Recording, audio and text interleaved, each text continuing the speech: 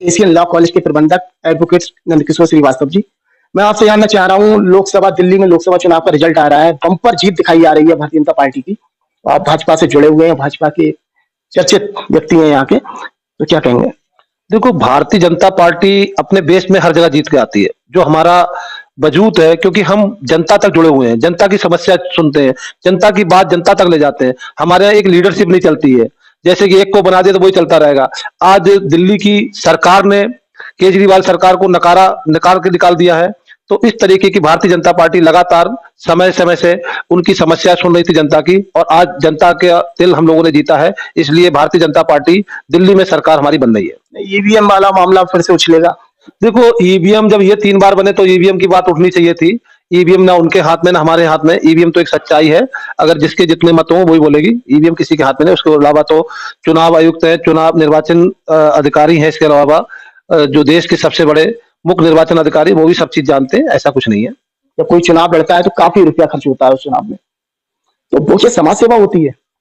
मन में क्या समाज सेवा की मनसा रख के वो लोग रुपए खर्च करते हैं? 1 करोड़, 10 करोड़, 5 करोड़, इसके पीछे क्या राज होता है? देखो, धन का तो अब प्रचलन खत्म हो गया है, क्योंकि जब से आपको पता होगा टीएन शेषन जो चुनाव आयुक्त बने थे, तो उसके बाद ना पोस्टर बैलेट लगा सकते हैं। धन तो कहीं नहीं खत्म होता है। चुनाव व्यक्ति मत डालता है, हम लोग वोट डालने जाते हैं, और वो लोग जीत होती है, वो आ जाती है। राजनीति और विद्यालय का संचालन का तालमेल कैसे आप बनाएंगे? क्योंकि समस्याएं आएंगी, क्योंकि आप भाजपा से जुड़े हुए हैं। आज भाजपा की सरकार है, कल समाजवादी की सरकार होगी या किसी अन्य पार्टी की सरकार होगी, उस समय दिक्कत नहीं होगी। एक तरफ कॉलेज आपका चल रहा होगा और एक तरफ आप भाजपा के नेता होंगे, और सरकार कहीं दूसरी हुई, उस समय क्या समस्या होंगी फिर? देखो, समस्या जब आप अपने आप पैदा करेंगे तभी समस्या होगी। समस्या तो किसी के साथ नहीं होती, क्योंकि विद्यालय किसी एक पार्टी और एक जाति का नहीं होता। ये तो शिक्षा का मंदिर है। यह सभी जाति सभी धर्म के लोग पढ़ने आते हैं। संचालक जो उसका संचालन करते हो, वो ही अगर किसी रंग में रंगे हुए हो, तब उनका जो रंग का असर है वो उनके संस्थान पे तो नहीं पड़ेगा। आपको लग रहा है व्यापार और राजनीति ये दोनों अलग अलग जगह रखी जाए तो बेहतर है, या साथ में? देखो, हम जो है विद्यालय में विद्यालय के हित की बात करते हैं, और पार्टी में पार्टी की बात होती है। लेकिन विद्यालय सबसे बड़ी चीज है, वो एक जाति धर्म का नहीं है। हमारे यहाँ मुस्लिम भी पढ़ा रहे हैं, हिंदू भी पढ़ा रहे हैं, अदर जाति के भी लोग पढ़ा रहे हैं। तो इसमें ऐसा कुछ नहीं है जो यहाँ पे जाति भेदभाव, और सभी पार्टियों के लोग हमारे यहाँ एलएलबी कर रहे हैं। कर तो रहे हैं, आप यहीं के रहने वाले, नवाबगंज के, इतना बड़ा आपका विद्यालय है, तो यहाँ के जो आर्थिक तौर पे जो कमजोर लोग हैं, जो ये चाहते हैं हम भी वकील बने, एक सपना होता है, लेकिन फीस बहुत मोटी होती है, हजारों में फीस होती है, तो क्या सोचा है आपने? क्या पूरी फीस लेंगे उन आर्थिक जो कमजोर लोग हैं, या कुछ उनके लिए रियायत होगी? नहीं, अभी तक जितने भी लोग आ रहे हैं, नवाबगंज के हों, अदर स्टेट के हों, अदर डिस्ट्रिक्ट के हों, नवाबगंज तहसील के हों, लेकिन जो हमारे पास आते हैं उन्हें मदद की जाती है। और इसके अलावा जो सरकार है छात्रवृत्ति भी देती है उन लोग को, अच्छी खासी छात्रवृत्ति मिलती है, उससे भी उनका सहयोग होता है। कितने छात्र पढ़ रहे हैं आपके कॉलेज में? हमारे कॉलेज में इस समय 325 बच्चे पढ़ रहे हैं। 325 बच्चे पढ़ रहे हैं, तो वो मैंने फिर से पूछा था, ऐसे बच्चों के लिए किस तरीका की रियायत करेंगे आप जो आर्थिक तौर पे कमजोर है? देखो, वो या तो आपके माध्यम से या तहसील के माध्यम से ये घोषित हो जाए कि इनके माता पिता नहीं है या अदर इनके कोई संरक्षण नहीं है, तो हम संरक्षण के रूप में भी उनकी एलएलबी की शिक्षा जो भी प्राप्त करेंगे उनको हर तरीके से सहयोग करेंगे, कहीं उन्हें परेशानी नहीं आने देंगे, और उनको निःशुल्क पढ़ाएंगे। निःशुल्क जो आप कह रहे हैं, इस पे कायम रहेंगे? हाँ, लेकिन वो आप लोग का उसका कुछ मानक तैयार करके हमें देंगे कि इनके संरक्षण नहीं, इनके माता, लेकिन वो शर्त है वो बच्चा पूरा शिक्षा ग्रहण करके जाए। ये आप लोग की समाज सेवियों की भी जिम्मेदारी होती है। कि नवाबगंज में एक बाजार चल रही है, चर्चित बाजार, जिसको लेकर आपने लगातार सोशल मीडिया पर, अखबारों में आपने पढ़ा होगा, इसका विधायक जी ने उद्घाटन किया है। नवाबगंज विधायक डॉक्टर एमपी आर्या ने, तो वहीं नगर पालिका उसका लगातार विरोध कर रही है, शिकायतें कर रही है, डीएम कमिश्नर उच्च स्तरीय पे शिकायतें कर रही है। तो क्या कहेंगे, आखिर ये तालमेल क्या बना हुआ नहीं है, या इन लोगों के बीच में कुछ मतभेद है?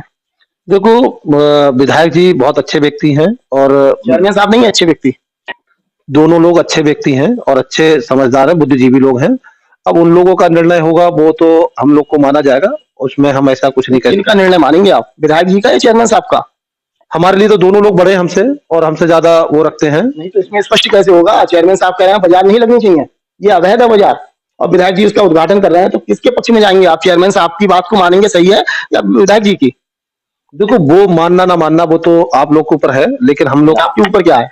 हमारे तो दोनों बड़े हैं, और उसमें अगर उनके पास कोई जाता होगा तो वो कह देते होंगे भाई इसमें बाजार जो भी कुछ है, लेकिन उसमें 2 लोग बुद्धिजीवी हैं, वो अपने आपस में बैठ के उसको कर सकते हैं जो भी इसके करना है। अलावा नवाबगंज का ऐसी बाजार में आपको बता दूं, नवाबगंज का श्री कृष्णा इंटर कॉलेज, नवाबगंज का एक नामचीन विद्यालय, जहां पर कभी 5,000 बच्चे पढ़ा करते थे, आज मात्र 200 बच्चे हैं। उस विद्यालय परिसर में भी एक साप्ताहिक बाजार लगाई जा रही है प्रबंध समिति के द्वारा। तो आपको क्या लग रहा है, विद्यालय जहां पर है वहीं पर उसी परिसर में एक बाजार लग रही है, जहां पे शोर शराबा भी होगा, गंदगी भी फैलेगी, तो ये ठीक है क्या? देखो, एक तो शिक्षा संस्थान में केवल शिक्षा संस्थान को सुचारू रूप से चलाना चाहिए, और बाजार है या कुछ इस टाइप से हो रहा है तो वहां पे शिक्षण के अलावा छात्राओं का नुकसान होता है, क्योंकि वहां पे शोर सवारा होगा, और शोर सवार से ना तो बच्चे पढ़ पाएंगे, उनका माइंड बार बार डाइवर्ट होता रहेगा। तो वहां पे बाजार जैसी चीज को कहीं और लगवानी चाहिए, शिक्षा संस्थान में नहीं होनी चाहिए। ऐसा क्यों हो रहा है फिर? क्यों कर रही है प्रबंध समिति जो श्री कृष्णा इंटर कॉलेज की है? क्योंकि आप भी विद्यालय का संचालन कर रहे हैं और वो लोग भी कर रहे हैं, तो ऐसा क्यों? अब इस चीज की तो मंशा माननीय जो भी अपने प्रबंध समिति के लोग हैं उन्हीं लोग को पता होगा उनका क्या है, क्या उसमें लगाव है, लेकिन ऐसा नहीं होना चाहिए। नहीं होना चाहिए। इस रोड के बारे में क्या कहेंगे? आपके विद्यालय के सामने जो रास्ता है बिल्कुल खस्ता हालात में है, पूरे गड्ढे गड्ढे, जहां भाजपा सरकार कहती है कि गड्ढा मुक्त, आपके बिल्कुल कॉलेज के ठीक सामने पूरा रास्ता आप देखेंगे, कदम कदम पे, हर 5 कदम पे एक गड्ढा मिल रहा है। तो ये गड्ढा आखिर क्यों है जब गड्ढा मुक्त सरकार बात करती है? ये सरकार तो खैर गड्ढा मुक्त नहीं है, जो गड्ढे हैं सभी जगह नहीं, खत्म। बात तो करती है सरकार कि गड्ढा मुक्त। हाँ, तो गड्ढा मुक्त तो है ही सरकार। अब इसमें जो है अभी गड्ढे क्यों फिर ये? गड्ढे नहीं है, अभी बड़ा बाईपास बन गया तो यहाँ से मिट्टी जो है रोड पे पड़ रही, तो बड़ा ट्रैफिक के कारण थोड़ा बहुत बरसात से हो गया है, लेकिन इसमें चौड़ीकरण के माननीय विधायक MP आर्य जी ने ये दे रखा है, उसका कुछ ही महीनों में उसका निर्णय आ जाएगा, तो चौड़ीकरण में हो रहा है। चौड़ीकरण में हो रहा है। आगे क्या आपकी योजनाएं हैं? कुछ आप सोच रहे हैं कि आपके कॉलेज में कुछ टेक्निकल सब्जेक्ट ऐसे आए जिसमें जो लोग शिक्षा प्राप्त कर सकें? हाँ, देखो, विचार तो चल रहे हैं और कई जगह, लेकिन उसमें जब तक आ न जाए तब तक हम उससे अंदर की कैसे बता पाए ना, हमारे पास अभी कुछ ऐसा है नहीं। जब आ जाएगा तो आप लोग को मालूम ही हो जाएगा। एक सवाल मेरा और है, पहले आज से कम 15-20 साल पहले, 15 साल पहले नवाबगंज विधानसभा में जो लोग राजनीतिक परिवार से थे, जिनका कोई और व्यापार नहीं था, सिर्फ राजनीति उनके परिवार में चलती थी, चाहे माननीय भगवत सरन गंगवार जी ले लें, चाहे केसर सिंह गंगवार जी ले, लेकिन अब ऐसे लोग निकल के आए हैं जिन जो डॉक्टर हैं, जो टीचर हैं, जो कॉलेज का संचालन कर रहे हैं, जो अस्पताल का संचालन कर रहे हैं, और जो प्योर राजनीतिक थे, जिनके घर में व्यापार नहीं सिर्फ राजनीति चलती थी, तो आखिर क्या कहेंगे इसको लेकर? राजनीति राजनीति होती है, राजनीति में यह है जो जितना समय देगा पब्लिक की बात और अपनी बात रखेगा, तो उस हिसाब से लोगों की, जनता की सेवा करेगा, वो राजनीति में चलेगा। जो जनता की सेवा नहीं करेगा, पब्लिक की बात नहीं सुनेगा, वो धीरे धीरे आउट होता चला जाएगा। नहीं, तो इसीलिए आप राजनीति में सक्रिय हुए हैं, तो मन में कुछ तो इच्छाएं आपकी भी होंगी। आप लगातार बड़े बड़े नेताओं के साथ में घूम रहे हैं, तो आपके मन में भी तो कुछ होगा, कुछ सपने आपके भी तो होंगे कि मुझे भी ये पद मिल जाए। तो वो कौन सा पद है? इस नवाबगंज की जनता जानना चाहती है, आखिर वो कौन से पद की मनसा है आपके दिमाग में, जो आप लगातार बड़े बड़े मंचों पे आप नेताओं के साथ में नजर आते हैं? क्या चाहते हैं आपकी? देखो, आकांक्षा तो सभी की होती है, जितने हर व्यक्ति अच्छा बनने के लिए, अच्छा कार्य करने के लिए लग करता है, लेकिन हम एक भारतीय जनता पार्टी के सिपाही हैं, और जो प्रसाद मिल जाएगा वो माना जाएगा। अपने अंदर से तो हमें जानकारी नहीं है कि क्या होना चाहिए, क्या नहीं होना। कौन सा प्रसाद लेना चाहते हैं आप? कुछ सोचा तो होगा, हर इंसान सोचता है। आपने कॉलेज बनाने से पहले आप सपने देखते होंगे लेट के कि मैं कॉलेज बनाऊंगा, ये सब्जेक्ट होगा, इतना बड़ा कॉलेज होगा।